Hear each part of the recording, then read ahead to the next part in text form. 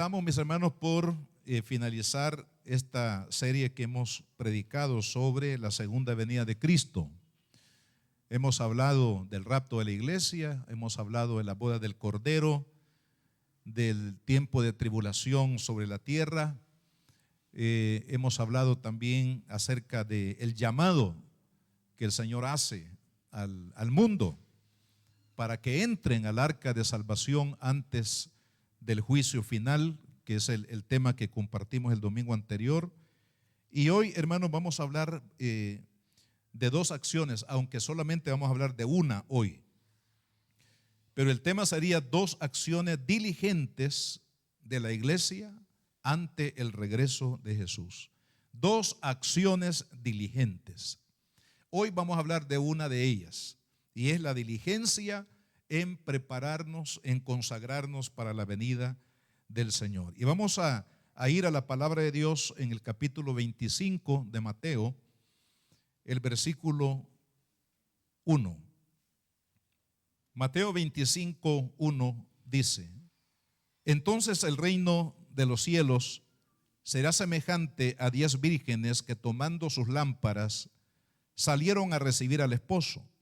5 de ellas eran prudentes y 5 insensatas. Las insensatas tomaron sus lámparas, no tomaron consigo aceite.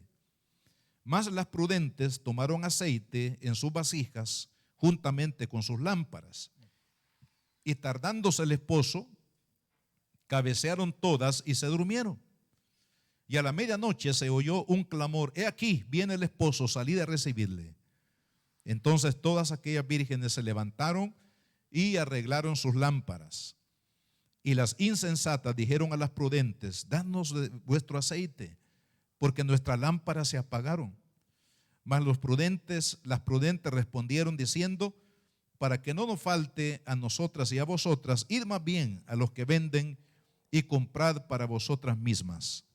Pero mientras ellas iban a comprar, vino el esposo, y las que estaban, oiga bien, dice, y las que estaban preparadas entraron con él a las bodas, y se cerró la puerta. Después vinieron también las otras vírgenes diciendo: Señor, Señor, ábrenos. Mas él respondió y dijo: de cierto os digo que no os conozco. Versículo 13, ahí está el propósito de esta parábola. Velad pues, porque no sabéis el día ni la hora en que el Hijo del Hombre ha de venir. Ustedes saben que el capítulo 24 de Mateo, que hemos hablado anteriormente de algunos de estos versículos, aquí está el contenido. Se conoce como el capítulo profético del Evangelio, porque acá el Señor habló claramente acerca de lo que iba a suceder en el futuro y la manera como la iglesia tenía que conocer estos detalles con el propósito de estar preparada. La iglesia debe de estar preparada para la venida del Señor. Si notamos la conexión que hay entre el capítulo 24 y el 25, siempre hablando en temas proféticos, el versículo, leamos ahí en el capítulo 24 los versículos 44, para que veamos la conexión del capítulo 24 y el 25. Dice: por tanto, también vosotros estad preparados, porque el Hijo del Hombre vendrá a la hora que no pensáis. Y luego habla un ejemplo que se pone acá de dos tipos de siervos. Ahí los siervos están representando a la humanidad, representando a aquellos que sí realmente están preparados para la venida del Señor y otros no. El siervo que está preparado, que representa a la iglesia fiel, a la iglesia que está viviendo en comunión con el Señor, esperando la venida del Señor, lo compara con un siervo fiel. Versículo 45 dice: ¿quién pues es el siervo fiel y prudente, al cual puso su Señor sobre su casa para que le dé el alimento a tiempo? Bienaventurado aquel siervo al cual cuando su Señor venga le halle haciendo así. O sea que los siervos fieles aquí representan a los que están preparados para la venida del Señor. Pero luego habla de un siervo negligente. Esa es la comparación que hace acá en el segundo grupo. Dice, pero si aquel siervo, versículo 48, malo, dijera en su corazón, mi señor tarda en venir, va a comenzar a golpear a sus consiervos y aún a comer y a beber con los borrachos, y vendrá el señor de aquel siervo el día que éste no espera y a la hora que no sabe. Si está claro ahí que el Señor está hablando, hermanos, de dos grupos de personas. Los que se comparan con los siervos fieles, que son la iglesia que está preparada, la iglesia diligente, que está preparada para la venida del Señor, y el siervo malo, que representa a aquellos que viven una vida descuidada, creyendo que todo va a ser como vive hoy y que así será toda la vida, y que en el momento, hermanos, de la venida del Señor no estará preparado para la venida del Señor. Así que para hablar hoy acerca de esta primera acción diligente en nuestra consagración. Hermanos, la consagración a Dios es vital. O sea, es mejor pensar de que ser un cristiano significa consagrar la vida a Dios, ¿verdad? Yo creo que tenemos que mentalizarnos de esa manera, porque así es la vida cristiana, ¿verdad? El que realmente, por eso dijo Jesús, el que quiera seguirme, dijo él, tome su cruz y sígame. En otras palabras, la persona que va a seguir a Cristo y se va a convertir en un cristiano, tiene, hermanos, que estar mentalizado, enfocado en lo que representa vivir para Cristo, y no, estar entre esa etapa o esa posición de tibieza espiritual, donde alguien dice, bueno, me gusta la iglesia, pero no puedo vivir mi vida conforme al estándar que Dios pide. Y así algunos se acostumbran a vivir ese tipo de vida, ¿verdad? En el terreno de la tibieza espiritual. Comparten muchas cosas de la Biblia, de la palabra de Dios en su vida, pero no pueden soltar definitivamente y poder vivir una vida totalmente consagrada. Eso es prácticamente el mensaje que nos da aquí esta parábola, que es necesario que nosotros nos decidamos de una manera total a servir y vivir para la gloria de Dios, porque esa es la manera como nos vamos a preparar y estar preparados para la venida del Señor. Veamos entonces, hermanos, esta parábola en varias partes. Primero, ¿cuál es el propósito principal de la parábola? Lo encontramos en el versículo número 13. Jesús da esta parábola, una enseñanza de manera simbólica con una aplicación específica. ¿Cuál es? Dice, velad, porque no sabéis el día ni la hora en que el Hijo del Hombre ha de venir. En otras palabras, velen y manténganse preparados. Esto significa que el cristiano tiene que estar todo el tiempo, todos los días, a cualquier hora del día, hermanos, preparado para la venida del Señor. ¿Por qué? Porque no sabemos el día ni la hora que el Señor ha de venir. Y obviamente no vamos a preparar, vivir una vida cristiana aceptable al Señor, agradable a Dios, simplemente porque quiero estar preparado. No, es que eso debe de ser, hermanos, la motivación diaria en nuestra vida.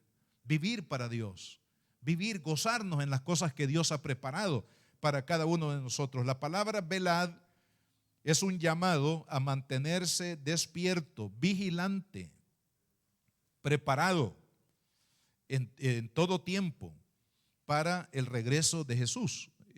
La palabra vigilancia significa estar preparado todo el tiempo, estar vigilante, estar dispuesto, no dormirse, estar a la expectativa de lo que va a suceder, ¿verdad? Porque imagínense, de nada serviría un vigilante que se duerme.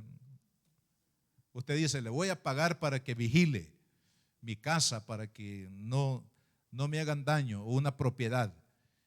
Imagínese usted, ¿qué pasaría si usted llega ahí a la medianoche y encuentra con cobijas y con todo envuelto al vigilante ahí dormido? ¿Qué sentiría usted? Bueno, yo le estoy pagando para que vigile. para que se mantenga despierto, se mantenga la expectativa de cualquier cosa que pueda ocurrir. Hermano, ese sentido tiene la palabra vigilante o vigilancia.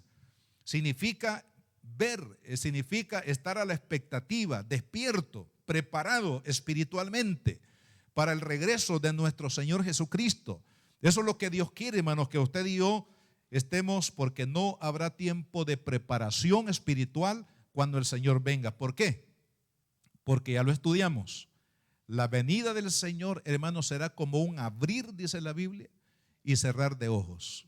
Haga usted el ejercicio ahí, abra y cierre sus ojos. Hermano, no se tarde ni quizás una milésima de segundo para abrir y cerrar los ojos, ¿verdad? Así será la venida del Señor. Quiere decir de que no habrá tiempo de preparación. El Señor ya nos está anticipando. 2000 años han transcurrido, hermanos, y el Señor ha estado anticipando su venida en todo tiempo. Toda generación que ha pasado hasta nuestros días ha tenido el llamado del evangelio, la predicación de la palabra en preparación de cada persona para la venida del Señor. Entonces no habrá tiempo de preparación en su venida, porque Él quiere que ya estemos preparados.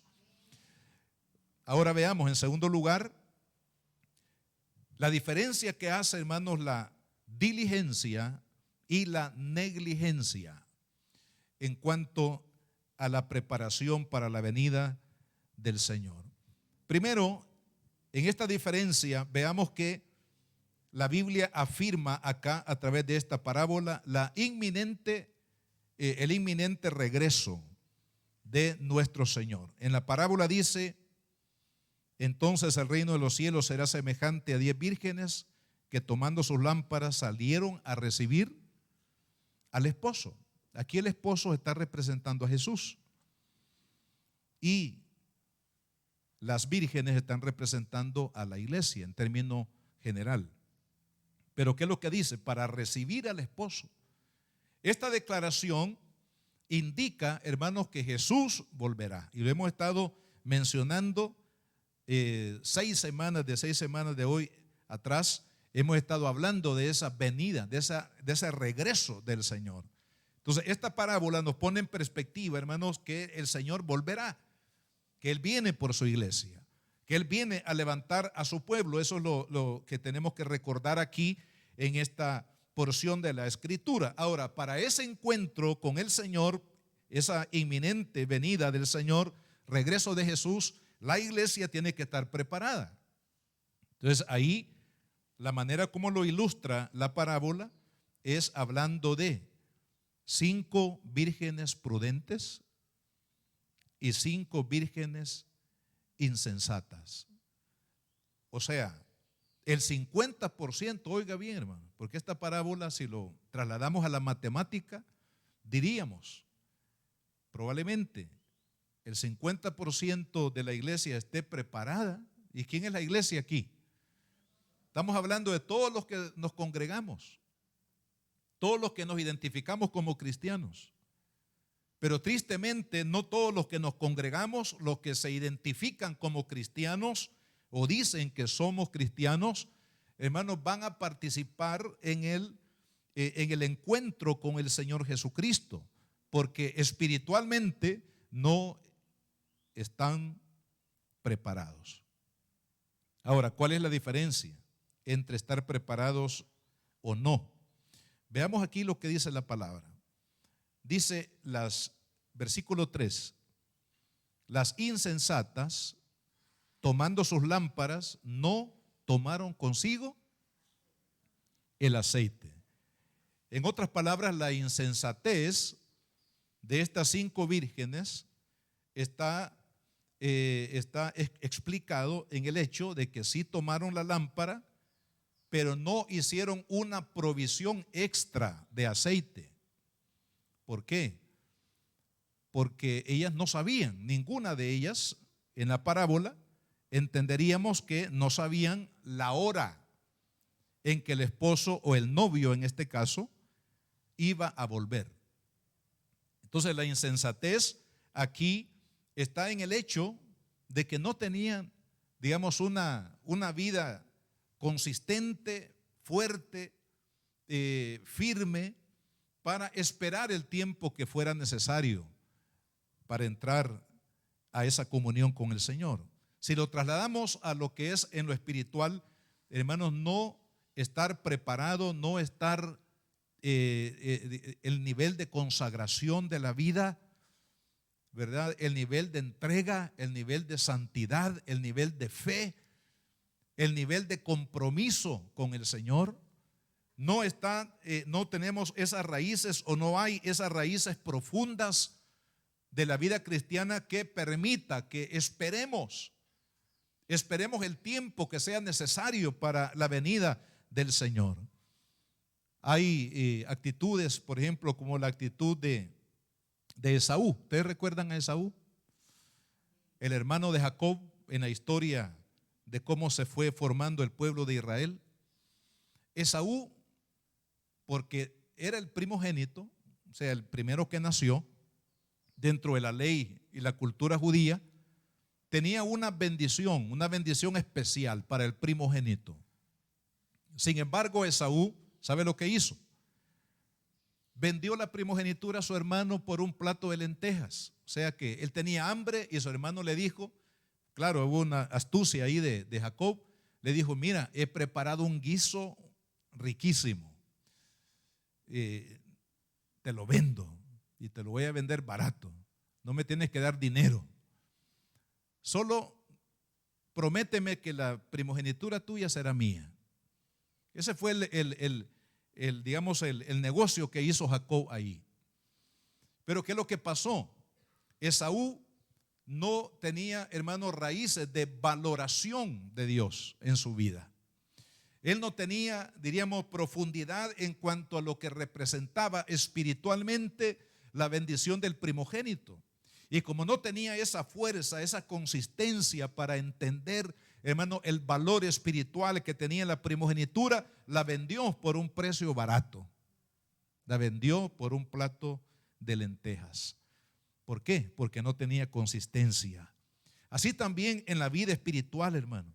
La persona, el cristiano que no tenga raíces profundas en Cristo, que no ame al Señor con todo su corazón, con toda su alma, con todas sus fuerzas, aquel que no le busca, ¿verdad?, con todo su corazón, aquella persona, hermanos, que no se nutre de la presencia de Dios, de la palabra de Dios, de la gracia de Dios, no tendrá la capacidad para esperar hasta la venida del Señor.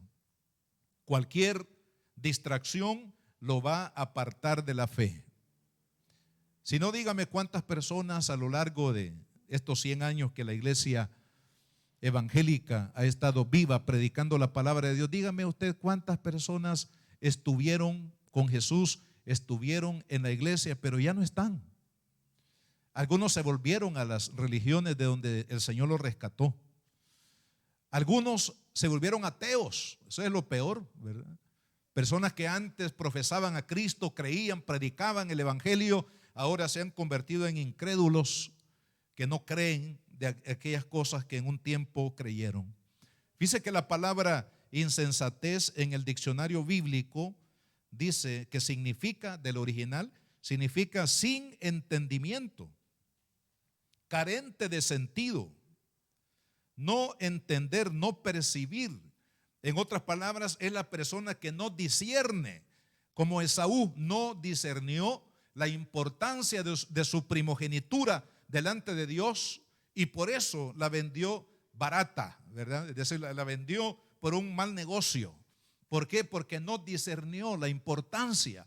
Amado hermano, usted y yo debemos de discernir la importancia que tiene Jesús en nuestra vida. El compromiso de Cristo, hermanos, en nuestra vida, para que no perdamos la oportunidad de encontrarnos con Jesús. Entonces la insensatez aquí está reflejada por la falta de preparación. Por eso es importante, hermanos, y les voy a mencionar ya en breve cuáles son las acciones que usted y yo debemos de estar constantemente, hermanos, poniéndole en práctica, activando para mantenernos diligentes. Vayamos entonces a la otra actitud del otro grupo, dice, más las prudentes, versículo 4, más las prudentes tomaron aceite en sus vasijas juntamente con sus lámparas. ¿Cuál es la diferencia entonces entre las 5 insensatas y las 5 prudentes? Las 5 insensatas solamente tomaron la lámpara, pero no tomaron aceite extra, ¿verdad? Y las prudentes hicieron algo diferente, un detalle, fíjese, un detalle probablemente pequeño, pero que representó o representaba, hermanos, la preparación espiritual que había en esta, o que refleja esta parábola. Porque dice que tomaron sus lámparas, pero juntamente con la lámpara tomaron aceite en una vasija. O sea, porque ellas dijeron, bueno, no sabemos a qué hora va a venir el esposo. Puede ser que sea medianoche, puede ser que sea en la madrugada, o sea, no sabemos la hora exacta. Así es que si tomamos solo la lámpara, el aceite que tiene la lámpara probablemente no sea suficiente. Entonces voy a tomar una vasija extra por si se me termina la que está en la lámpara, entonces yo le voy a aplicar más aceite y así vamos a estar preparadas para el momento que llegue el esposo. Vea qué lindo, hermano. Vea qué lindo eso. ¿Qué significa? En lo espiritual, que usted y yo tenemos que tener raíces profundas en Cristo.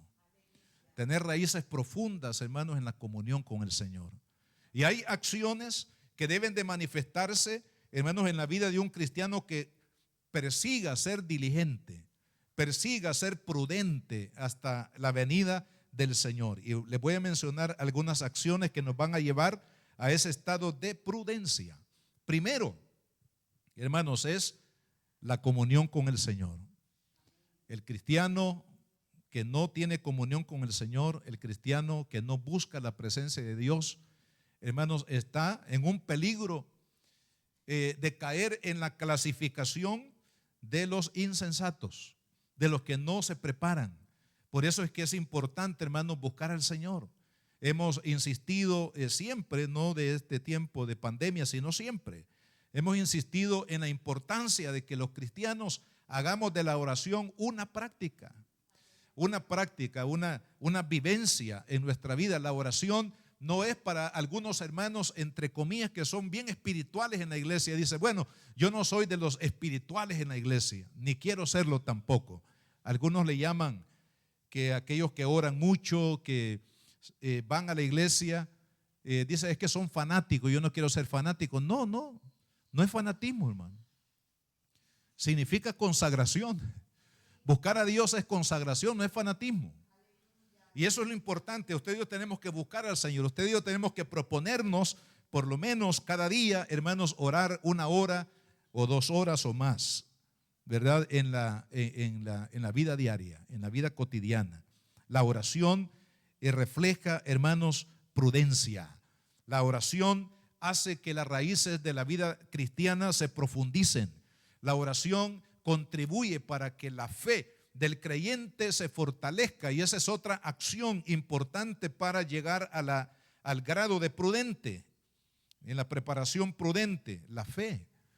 Hermanos, ¿cómo se fortalece la fe? La fe se fortalece por medio de la palabra de Dios y por medio de la oración. Significa que si yo quiero tener una fe firme, que me mantenga firme, fuerte en el Señor hasta el final, ¿qué debo de hacer? Orar y estudiar la Biblia. Meditar. La palabra meditación a veces le tenemos temor, ¿verdad? Porque la meditación es una práctica hinduista que esa es otra cosa, hermano. Eso no es meditar, más bien es poner la mente en cero para que los espíritus engañadores se apoderen de la persona. Meditar no es poner la mente en cero, como lo enseña el hinduismo. Meditar significa, en la palabra original, significa poner todo el sentido y la capacidad de la inteligencia para entender una cosa. Eso es meditar. Que usted ponga, con la ayuda del Espíritu de Dios, ya los que somos cristianos, que nuestra mente sea guiada por el Espíritu Santo para entender qué es lo que Dios me dice a mí a través de la palabra. Eso se llama meditar. Y eso es lo que nosotros tenemos que hacer. ¿Por qué? Porque cuando meditamos en la palabra, ¿qué dice? Y aquí le voy a recordar lo que es el Salmo Número 1, ya usted se lo sabe de memoria, pero lo vamos a leer de todas maneras. Sino que en la ley de Jehová está su delicia, y en su ley, o sea, en su palabra, medita de día y de noche. Salmo 1:2. Ahora, ¿cómo será la persona que medita en la palabra de Dios? ¿Cómo será aquella persona que busca diligentemente entender el mensaje de Dios para su vida? Cada palabra, cada expresión de la Biblia, cada mandamiento de Dios, para traerlo, hermano, a su corazón. Vea cómo será. Dice, será como árbol plantado junto a corrientes de aguas, que da su fruto a su tiempo y su hoja no cae, y todo lo que haga. Mírese con Acaste que está ahí, hermano. Yo decía, ¿cómo es posible que un árbol así tan grande, tan frondoso, se dé en este lugar? Bueno, lo que se ha descubierto aquí en las tareas que se han hecho es de que hay corrientes de aguas aquí. Está cerca el río. Entonces hay corrientes de aguas. Es más, cuando este piso lo quisimos hacer, dijimos solamente vamos a poner el piso y esto va a estar en 2-3 días. Pero en el momento de poner el piso, nos dimos cuenta que había mucha humedad bajo este piso. Así que tuvo que sacarse material que estaba húmedo y sustituirlo por otro material más firme, y por eso pues se prolongó este trabajo. ¿Pero por qué? Porque hay agua aquí debajo de nuestros pies. Y dice la palabra que el que medita en la palabra de Dios será como árbol frondoso, ¿verdad? Un árbol plantado junto a corrientes de aguas, que da fruto, hermano. Y todo lo que haga, dice, va a prosperar. Entonces, cuando usted y yo oramos y meditamos en la palabra del Señor bajo la guianza del Espíritu Santo, nuestras raíces, hermanos, cristianas se van a profundizar. Vamos a amar más a Jesús. Vamos a creer 100% en la palabra de Cristo. No vamos a poner en duda alguna ninguna palabra que ha salido de la boca de Dios. Nuestra fe va a crecer. No nos vamos, hermanos, a amedrentar o ser amedrentados por los problemas, por las pruebas de la vida, porque cuando la fe está en un alto nivel, todo lo puedo en Cristo que me fortalece. Todo lo puedo en Cristo que me da la victoria, ¿verdad? Pero es porque nosotros hemos profundizado nuestras raíces. Eso es tomar aceite extra, orar, meditar en la palabra. La otra cosa importante es congregarse, hermano. No debemos de acostumbrarnos a congregarnos el domingo nada más, sino que debemos de congregarnos por lo menos, hermano, 2 o 3 veces a la semana. Debemos de congregarnos. Y aquí en la iglesia hay oportunidad para que usted se congregue entre semana. Cuando se reactiven los grupos familiares en los hogares, hay que ir, hermano, ahí a un grupo para nutrirme de la palabra de Dios. No permitamos que el enemigo gane ventaja en nuestras vidas y ponga, hermanos, ese sentir de no congregarme. Dice la Biblia que debemos de congregarnos, no dejarnos de congregar como algunos, dice, ya lo hicieron costumbre. Uno de los problemas de este tiempo de pandemia, hermanos, donde se prohibió las congregaciones, se prohibió las reuniones. ¿Qué es lo que ha pasado? Algunos hermanos ya no quieren congregarse. Dice, bueno, yo entendí en esta pandemia que aquí en mi casa yo puedo hacer mi propio culto, aquí puedo recibir un mensaje por la televisión o de cualquier otra manera, pero no es así. Eso no es lo que dice la palabra. La palabra dice que debemos de congregarnos. ¿Por qué?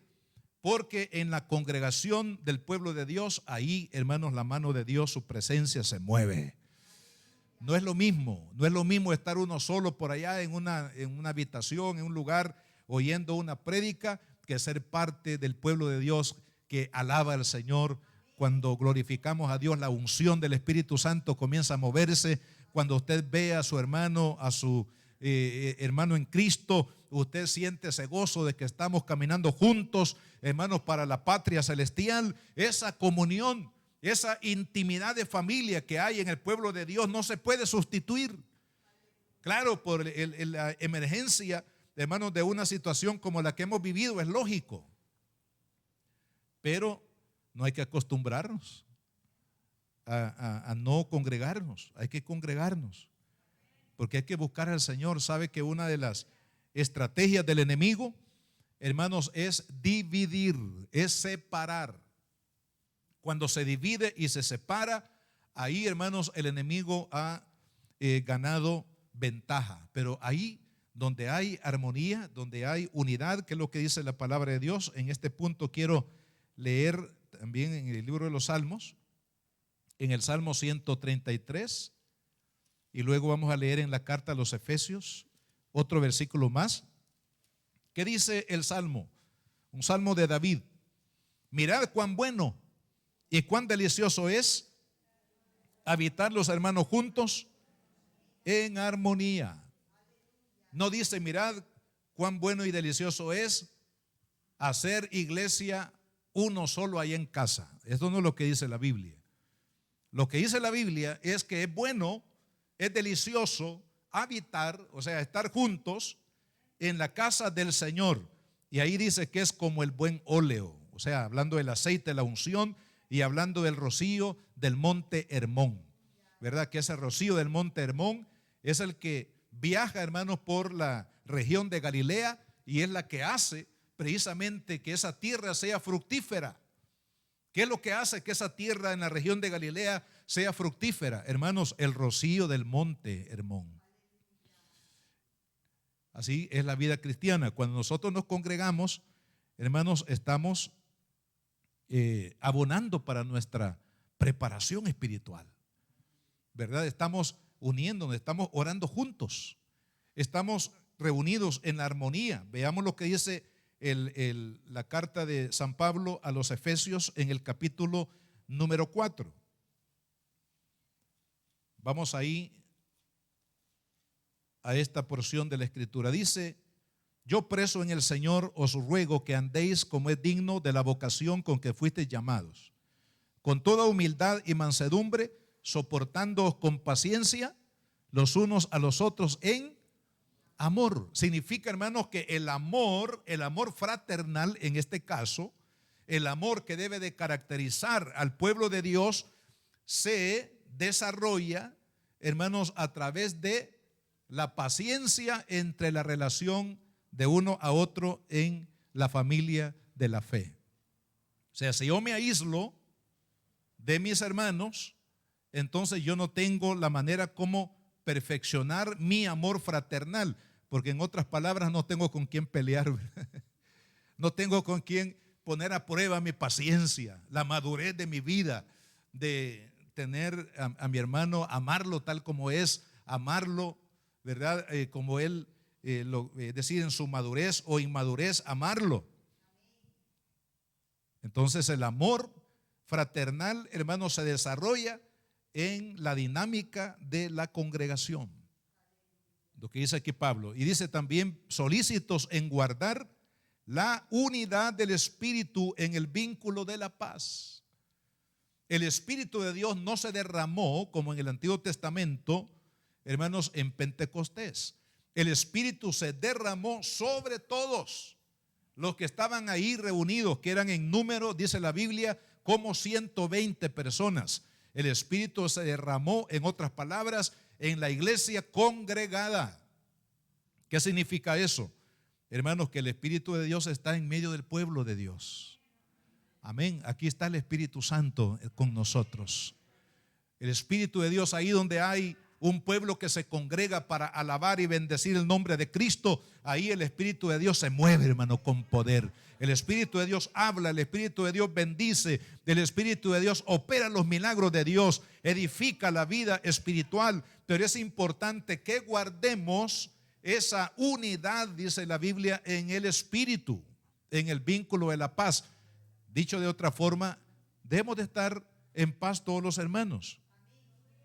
Eso implica no murmurar, no calumniar, hermano, no tener envidia.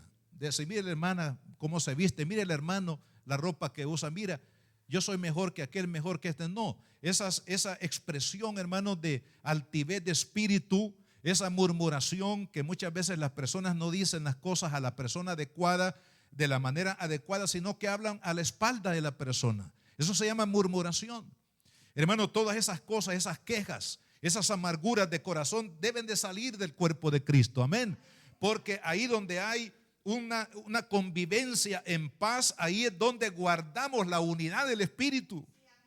La iglesia, todos los pastores, líderes, servidores y miembros de la iglesia, todos somos responsables de guardar la unidad del Espíritu en el vínculo de la paz. Amén. Ahí en la armonía del cuerpo de Cristo, ahí, hermanos, vamos a tener bendición. Y vea lo que dice también la Biblia, cómo ve a la iglesia Dios.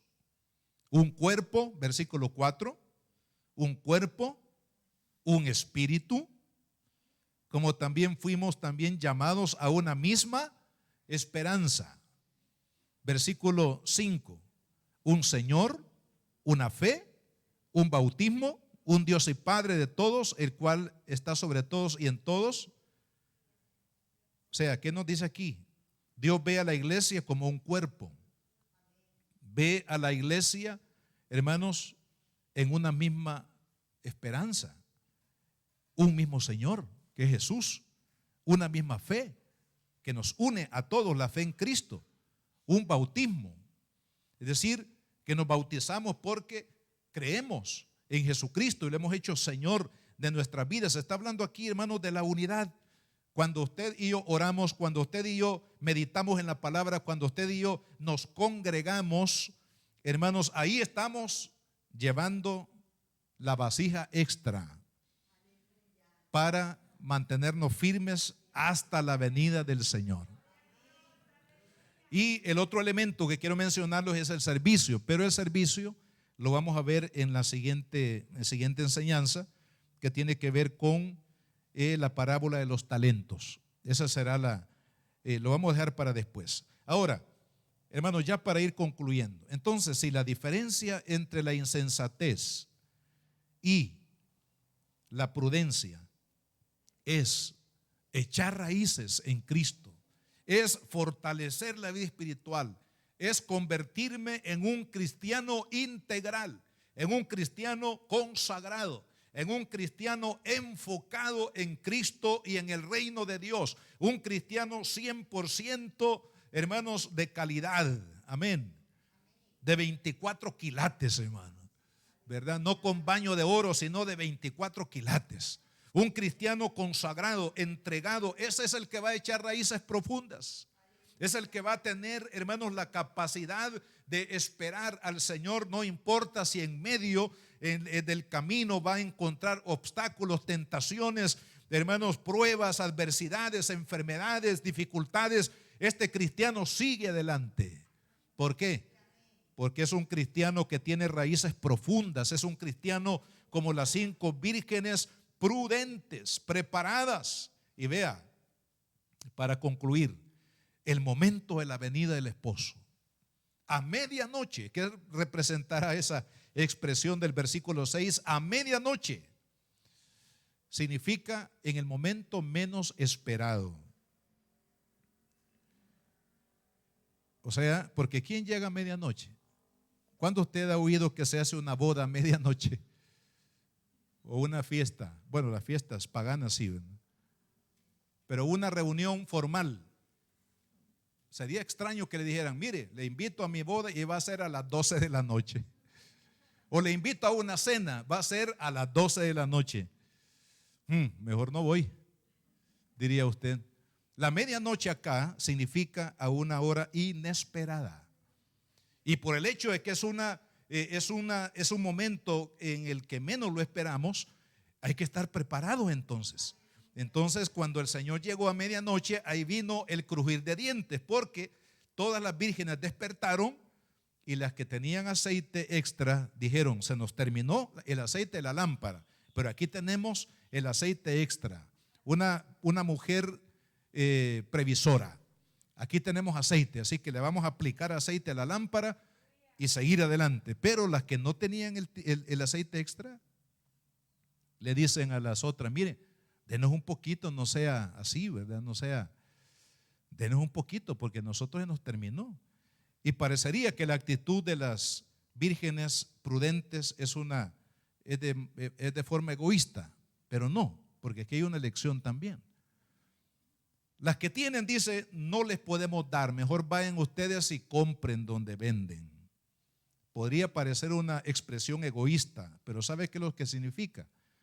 Que no podemos nosotros, hermanos, dejar las cosas a última hora y esperar que otra persona nos eche la mano, nos ayude, nos empuje para estar con el Señor. No, nadie puede empujar a nadie, hermano. Nadie puede sobornar a Dios. Nadie puede engañar a Dios. La Biblia dice que todo lo que el hombre siembra, eso también va a cosechar. Lo que nos dice acá, hermanos, es que el creyente, para poder pertenecer o encontrarse con el Señor, debe de estar previamente ya listo, preparado, ¿verdad? No dejar las cosas para el final, sino estar preparados. Ahora, la gran pregunta es, ¿estamos nosotros preparados si el Señor viniera hoy? ¿Estamos preparados? ¿Tenemos las raíces como el Conacaste, hermano, tan profundas que ha llegado a la vertiente de agua que pasa por este territorio? ¿Hemos echado esas raíces profundas, hermanos? Si no, bueno, yo espero que sí. Pero como no sabemos cuándo vendrá el Señor, sigamos, amén. Sigamos profundizando nuestra vida espiritual, porque la palabra de Dios dice, velad pues, porque no sabéis el día ni la hora en que el Hijo del Hombre vendrá. Y tenemos que estar ya preparados para la venida del Señor. ¿Qué pasó con estas vírgenes que no estaban preparadas? En lo que fueron a comprar aceite, y yo no sé si encontraron, a lo mejor despertaron al Señor de la tienda, porque era medianoche. ¿Y quién va a ir a comprar aceite a medianoche, hermano? ¿Qué tienda va a estar abierta en aquel tiempo a medianoche? Ahí también se denota los frutos de la insensatez, que en el momento que se necesita no se tiene, que en el momento que se necesita no hay, que en el momento que se necesita no hay dónde ir. ¿Por qué? Porque no hubo una siembra, no hubo una preparación. El creyente maduro tiene que ser una persona diligente. Hermano, la palabra, mire, la palabra diligente en el diccionario bíblico dice apresurarse a hacer algo, esforzarse y procurar dar de manera solícita lo que debe de dar. Es solícito en hacer las cosas que debe hacer y hacerlas bien. Esa es la persona diligente, la persona que está solícita para hacer lo que debe hacer y hacerlo bien. Gloria al Señor. Y Dios quiere que usted y yo, amado hermano, seamos cristianos diligentes. Amén.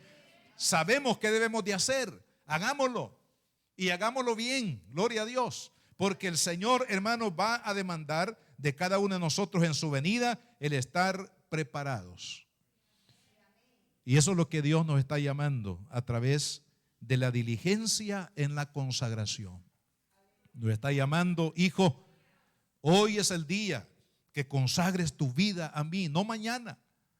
Mañana puede ser demasiado tarde. Hoy es el día que usted y yo debemos de consagrarnos 100% a Jesús. Hermano, a no permitir que la religión sea como una especie de juego de fin de semana. Para algunas personas, hermano, la religión es como ir a tratar de santiguarse en una reunión una vez a la semana. No, eso no es iglesia.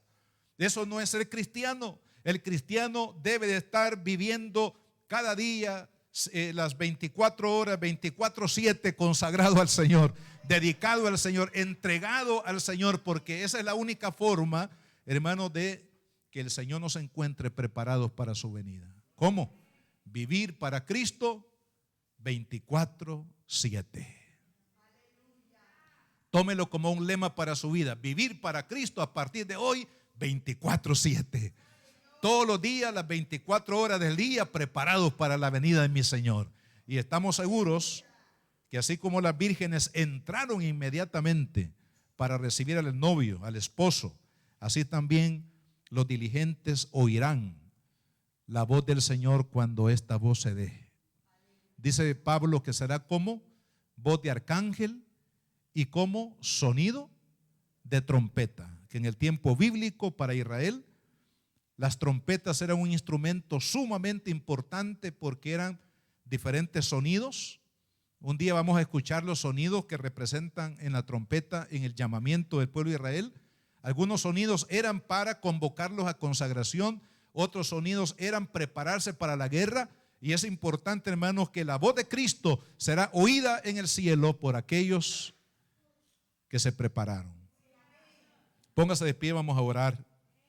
Amado Padre, en el nombre de Jesús, te damos las gracias en esta hora, Señor.